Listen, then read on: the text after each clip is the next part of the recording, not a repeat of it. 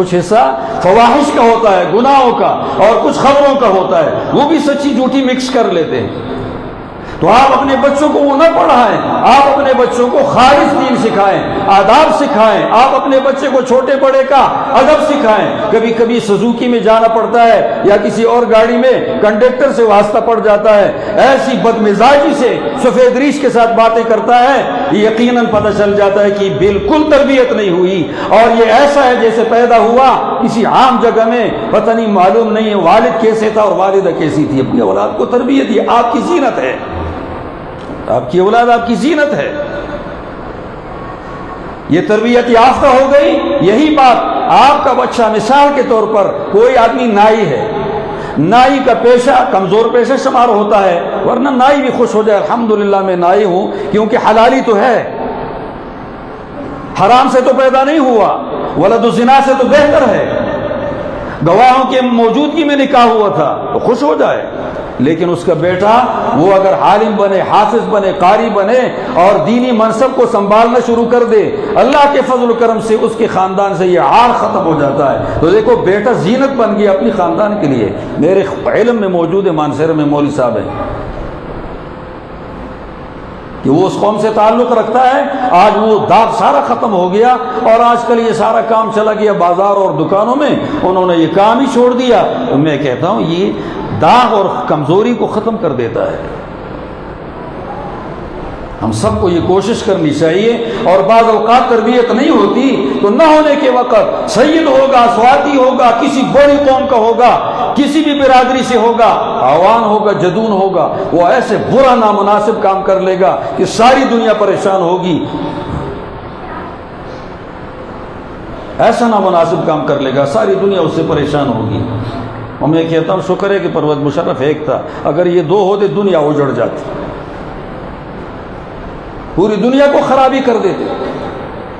تو میرے محترم دوستو، اپنی بچیاں پردہ سکھاؤ، بچوں کو شرافت سکھاؤ، بڑوں کا ادب سکھاؤ، علم سکھاؤ، قرآن مجید کا حافظ بناؤ۔ اور کہے بھائی کھائے گا کہاں سے، تو خدا کی قسم سے میں کہہ دیتا ہوں، اللہ کے فضل و کرم سے میں 1987 سے لے کر آج تک پڑھا رہا ہوں، ان علماء کو پتہ ہے جیسے ہمارا گزران ہوتا ہے، خدا کے فضل و کرم سے میں تقریباً یہ 8 سال یا 9 سال ہوئے تھے، میں نے قرض کو پہچانا ہے کہ قرض کیا چیز ہے۔ اس سے پہلے میں نے قرض کو نہیں پہچانا کہ قرض ہے کیا۔ اس کم آمدن میں اللہ برکت ڈال لیتا ہے، قرض نہیں ہے۔ اور بچے میرے کتنے ہیں موجودہ ہمارے گھر کے اندر، جتنے ہیں 18 19 20 آدمی ہمارے گھر میں اب بھی موجود ہے۔ میں ایک آدمی ہوں الحمدللہ خدا کے فضل و کرم سے۔ یہ وہاں سکھائے گا من حیث لا یحتسب، قرآن مجید میں آیا ہے، جہاں سے کوئی گمان نہیں۔ اور اپنی اولاد آپ اپنے گھروں میں جید علماء، اللہ والے، نیک لوگ جو آپ کی نظر میں نہیں، کسی سے مشورہ لے کر نیک لوگوں کو گھروں میں بلاؤ، اپنے بچوں کے سامنے تعارف کراؤ، ان کو کہو میرے بچے کے سر پہ ہاتھ رکھ دو، یہ بچے پہ دم ڈال دو، اس کے لیے دعا کر لو۔ دعا ضائع نہیں جاتی، کوئی مستجاب الدعوات ہوتا ہے، کسی جھاڑی کو خالی نہ سمجھو، کسی میں شیر بھی سویا ہوگا۔ کچھ علماء میں اللہ کے اولیاء بڑے بڑے لوگ بھی موجود ہیں، کسی کا لعاب اب کے چھوٹے بچے کے منہ میں چلا گیا، یہ لعاب جاتا ہے تو پھر اس کی وجہ سے وہاں برکتیں شروع ہو جاتی ہیں۔ ہماری ایک شاگرد تھی ابٹاباد میں، 18 19 سال میں نے وہاں بھی پڑھایا ہے، یہاں سے جا کر وہاں پڑھا کر واپس آتا۔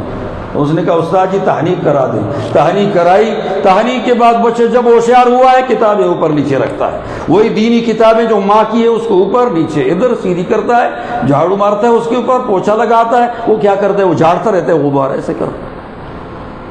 تحنیک کہ سب سے پہلے کسی اچھے آدمی کا لعاب آپ کے بچے کے منہ میں جائے، کسی اچھے قاری کے پاس رکھ دو، کسی اچھے استاد کے پاس رکھ دو، آپ خرچے کر لو، اپنے گھروں میں علماء کو بلاؤ، علماء کے پاس لے جاؤ، آپ کے گھروں میں علماء پیدا ہوں گے، محبت بھی ہوگی اللہ کے فضل و کرم سے۔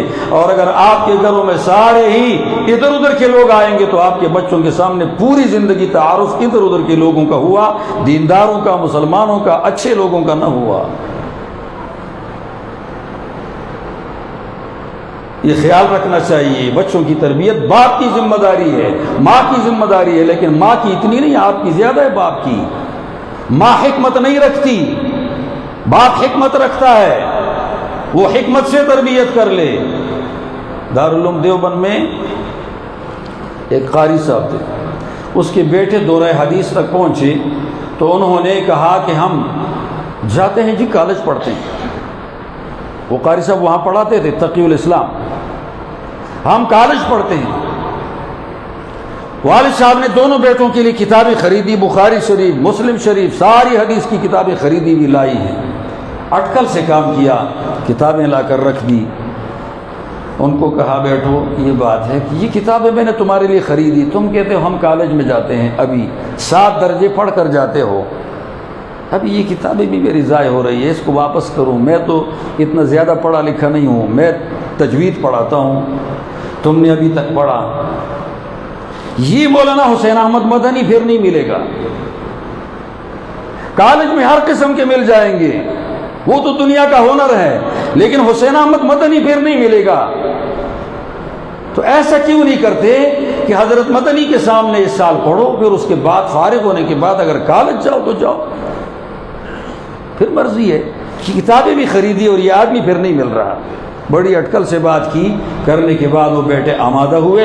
پہلی درس میں جا کر جب بیٹھے، طے کر دیا، کالج شالج سارا غائب ہو گیا، اور پھر اللہ تعالیٰ نے ان کو زندگی بھر درس و تدریس میں استعمال کر گیا، فوت بھی ہو گئے اس کے بیٹے۔ کوشش کرو، اللہ تعالیٰ مجھے اور آپ سب کو توفیق عطا فرمائے۔ اپنی آمدن میں مدارس کے تعاون کا جدا رکھو۔ یہ پاکستان کے سارے مدرسے، یہ آپ غریب عوام، درمیانے متوسط درجے کے عوام، یہ اس کے پیسوں سے چلتے ہیں، اور اللہ نے مہربانی کی ہے، ہاتھ نہیں روکنا، ہاتھ آگے بڑھانا ہے۔ بڑے لوگوں کا مال یہاں نہیں لگتا، وہ جو بڑے بڑے ہیں سردار صاحب کو پتہ ہے، لگتا ہے جی، بہت بڑے لوگوں کا مال نہیں لگتا، وہ سارا ادھر ادھر لگتا ہے، کوئی کدھر جاتا ہے کوئی کدھر جاتا ہے، وہ مال بڑھانے میں لگتا ہے، باقی اوروں کا یہاں لگتا ہے۔ اللہ مجھے اور آپ سب پر فضل بھی فرما دیں، اور اللہ رب العالمین مہربانی فرمائے۔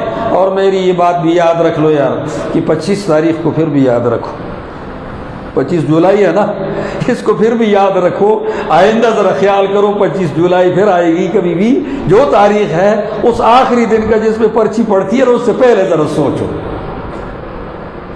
ایسا نہ ہو بعد میں پشیمان ہو جائے۔ کوئی برائی کر لے خدا نہ خواستہ، وہ پہلے سوچے تو نہ کرے گا، کر لے تو بعد میں بچہ چٹی ہو جاتا ہے، پھر پشیمان تو ہوتا ہے لیکن وہ وقت واپس نہیں آتا۔ اللہ مجھے اور آپ سب کو سمجھ دے، اللہ تعالیٰ مہربانی فرمائے۔ سبحان ربک رب العزت